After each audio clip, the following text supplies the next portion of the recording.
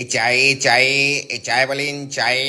আমরা এই ডাকটার সাথে সবাই মোটামুটি পরিচিত, কিন্তু সেই চায়েরই যে এত ভয়ঙ্কর রূপ হবে ব্যাপারটা তাহলে খুলেই বলি। সেদিন কাতলা প্রায় আমায় ধরে বেঁধে নিয়ে গেছিল বেলঘরিয়া স্টেশনের 4 নম্বর প্ল্যাটফর্মে কিছু ইউনিক চা ট্রাই করতে। গিয়ে দেখলাম প্ল্যাটফর্মের ওপরে ছোট্ট একটা চায়ের ঝুপড়ির মধ্যে একটা বিশাল বড় লম্বা চায়ের লিস্ট ঝোলানো, যেখানে আমরা প্রথমেই ট্রাই করলাম ডিম চা। চোখ কান নাক বুঝে প্রথম চুমুকটা দিয়েই দেখলাম ডিমের নামগন্ধও নেই। চা শেষ করার পরে দেখলাম তলায় দুধের স্বর ভাসছে। কথা বলে জানতে পারলাম আসলে দুধের স্বরটা দেওয়া হয়েছিল ডিমের গন্ধটা কাটানোর জন্য।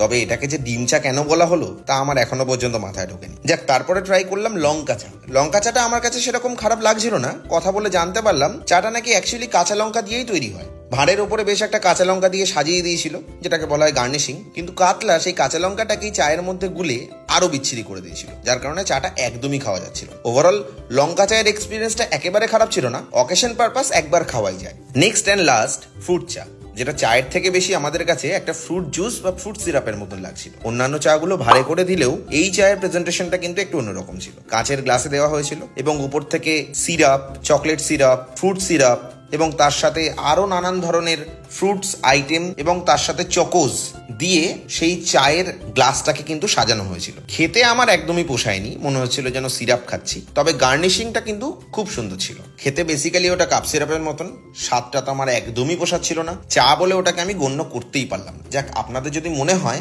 যে একবার এরকম চায়ের ভিন্ন স্বাদ আপনারা ট্রাই করতে চান, তাহলে অবশ্যই বেলঘরিয়া 4 নম্বর প্ল্যাটফর্মে আপনারা কিন্তু এই ভিন্ন ধরনের চা গুলো একবার হলেও ট্রাই করতে পারেন। তবে আমার মনে হয় নর্মাল চা ইজ বেস্ট। তবে এখানকার প্রধান অ্যাট্রাকশন কিন্তু ছিল বিরিয়ানি চা, যেটা আমরা পাইনি, যেটা একমাত্র নাকি তৈরি হয় 14 ফেব্রুয়ারি মানে ভ্যালেন্টাইন্স ডে।